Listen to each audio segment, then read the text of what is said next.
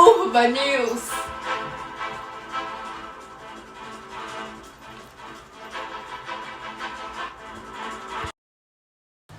Fala galera do Urban News, eu sou a Duda Silveira e no programa de hoje estou aqui com a Carol e com a Clary. Oi gente, aqui é a Clary. Fala gente, eu sou a Carol.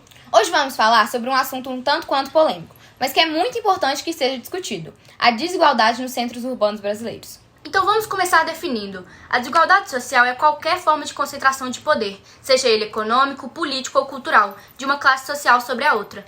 Também existe mais de um tipo de desigualdade. Tem econômica, racial, de gênero, sexualidade e deficiências. Acho importante a gente destacar a desigualdade racial e a econômica, já que as duas estão muito interligadas na história brasileira e na definição desigual do espaço urbano.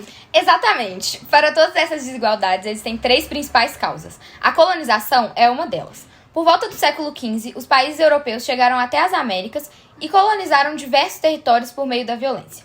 Os interesses na colônia brasileira eram apenas de exploração de seus recursos naturais. Por causa desse interesse exagerado em exploração, o processo de colonização em si foi fundado com base na desigualdade, em que os colonizadores brancos impuseram autoridade sobre negros e indígenas. Qual mais, Carol? Tem também o fator da escravidão. Todo mundo sabe que no Brasil, a população negra e os indígenas foram escravizados por senhores brancos. E mesmo que a escravidão já tenha acabado, eles foram deixados sem propriedade e políticas públicas que visassem sua integração social. Por último, a gente tem as normas culturais. No nosso país, essas normas favorecem mais quem se encaixa nesse padrão. Por exemplo, dizem o que é um homem ou uma mulher, qual deve ser a sexualidade do indivíduo ou seus padrões estéticos. Então, essas são as causas históricas que determinam a desigualdade como ela é, certo? Mas atualmente ainda existem diversos fatores que contribuem para que essa desigualdade persista, sendo eles a falta de acesso à educação e saúde de qualidade, cultura, saneamento básico e moradia, os salários baixos, o desemprego, a ausência de políticas adequadas, a má distribuição de renda e de poder, industrialização das cidades e má distribuição demográfica. É muita coisa, né? É mesmo. E ainda por cima, existem consequências graves para todos esses fatores, como a pobreza e a violência.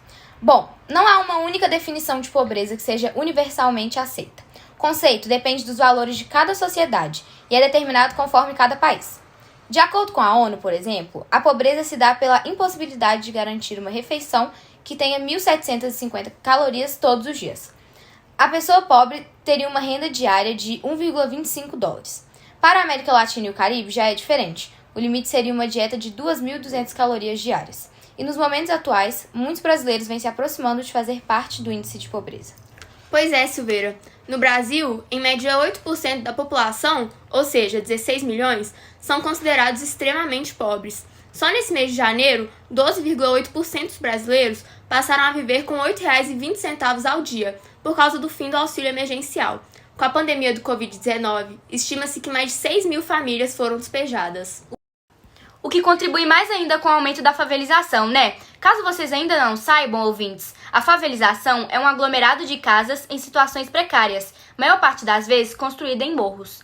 Além desses aglomerados serem perigosos para os próprios moradores por diversos motivos, essa divisão reforça a segregação socioespacial. Tem até aquela imagem famosa que sempre aparece nos livros de geografia, né? Aquela que tem a divisão entre uma favela e um condomínio de luxo. Ela retrata exatamente o que é essa segregação.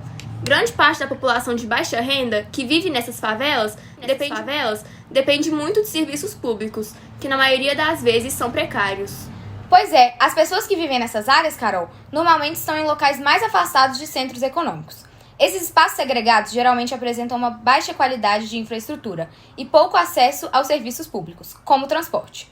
O transporte precário é um dos principais fatores que dificultam a integração entre as áreas divididas das cidades. Outro exemplo de serviço oferecido pelo governo é o saneamento básico, que infelizmente a falta de água tratada e esgoto sanitário ainda faz parte da realidade de brasileiros que moram em periferias. Essas pessoas ficam automaticamente mais expostas a uma série de doenças com as quais o sistema de saúde público não está apto a lidar. E grande parte das pessoas de periferia não tem condição de arcar com os gastos de um plano de saúde e acabam recorrendo aos sistemas públicos, como o SUS. A realidade desses sistemas é de falta de investimento governamental, ocasionando a ausência de profissionais, medicamentos e materiais. Outro sistema que também sofre bastante com a falta de investimentos é o educacional. Acho que a gente não precisa nem explicar porque esse sistema é essencial no combate à pobreza, né? O objetivo das escolas é justamente gerar mais oportunidades e capacitar os estudantes. No entanto, sem os devidos investimentos, o papel das escolas como reversoras do processo de desigualdade não pode ser devidamente exercido. Pois é, e as diferenças entre o sistema público e o particular são grotescas. Além da infraestrutura e dos materiais fornecidos para as escolas do governo serem muito inferiores, uma das principais diferenças é o salário dos professores, sendo ele obviamente muito superior na rede privada. Outra discordância é a qualidade de ensino, visto que os mais favorecidos têm maiores oportunidades para completar a educação acadêmica. Isso mesmo, Clary. E com o cenário atual da pandemia, uma grande dificuldade enfrentada pelos alunos de escola pública é o ensino à distância. Muitos deles não têm fácil acesso à internet de qualidade, devido à baixa condição financeira que não lhes permite possuir tal serviço. E se é um desafio para nós, imagina para os estudantes das escolas públicas. E não só para os estudantes, né? Já que a pandemia causou um aumento no índice de desempregados no nosso país.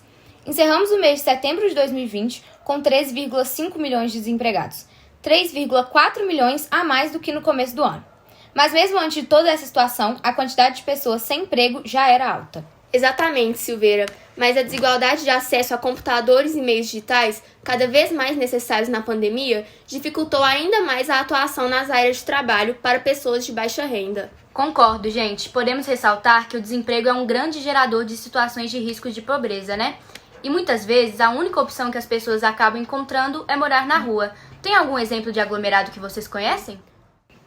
Boa pergunta, Clary. Eu conheço a Cracolândia em São Paulo.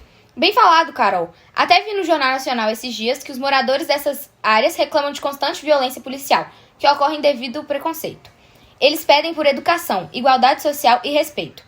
Esse desprezo por parte dos policiais gera indignação na população local, causando ainda mais violência. Nossa, é mesmo. Também vi numa reportagem um arrastão que aconteceu em dezembro de 2020, ali na região da cidade paulista, em que os dependentes químicos saquearam e cercaram vários carros. Nesse ocorrido, a revolta dos moradores demonstra o ciclo da violência ao qual eles estão sujeitos diariamente. Bom, não se trata de justificar a violência com a pobreza, mas há uma relação muito importante entre elas. As 10 cidades com maiores taxas de assassinato no Brasil têm 9 vezes mais pessoas na extrema pobreza do que as cidades menos violentas. Inclusive, o Brasil é um dos países com maior índice de violência urbana do mundo. Em 2016, foram registrados mais de 62 mil homicídios. Dentro desse número, 71,5% das pessoas assassinadas são negras, o que é reflexo da escravidão, né, gente? Exato, Clary. A desigualdade social e econômica gerada pela injustiça contra esse grupo tem sido um grande problema social enfrentado pela população. Dessa forma, o conceito de exclusão social se relaciona intimamente com essa desigualdade. Isso porque, Carol, a desigualdade potencializa esse processo. Gera pobreza, miséria, mortalidade, aumento do desemprego, violência e marginalização. Diferentes tipos de desigualdades geram diferentes tipos de exclusão. Isso mesmo, Silveira. Temos, por exemplo, a exclusão econômica, que é atribuída às pessoas que possuem rendas inferiores. E por fim, ouvintes, temos a exclusão social, o principal tema do nosso podcast de hoje. Ela está atrelada ao ideal de igualdade de acesso, direitos iguais e fundamentais. É uma das formas de exclusão mais completas e complexas, e a gente tentou analisar todas as facetas dela nesse podcast. Tanto as causas quanto as consequências e os fatores perpetuadores são gigantes, mas é possível fazer um resumo dos aspectos gerais, como a gente demonstrou aqui hoje. Bom, esse foi o podcast de hoje. Esperamos muito que vocês tenham gostado e fiquem ligados nos próximos capítulos. Tchau, galera. Um beijo. Até a próxima. Foi um prazer conversar com vocês hoje.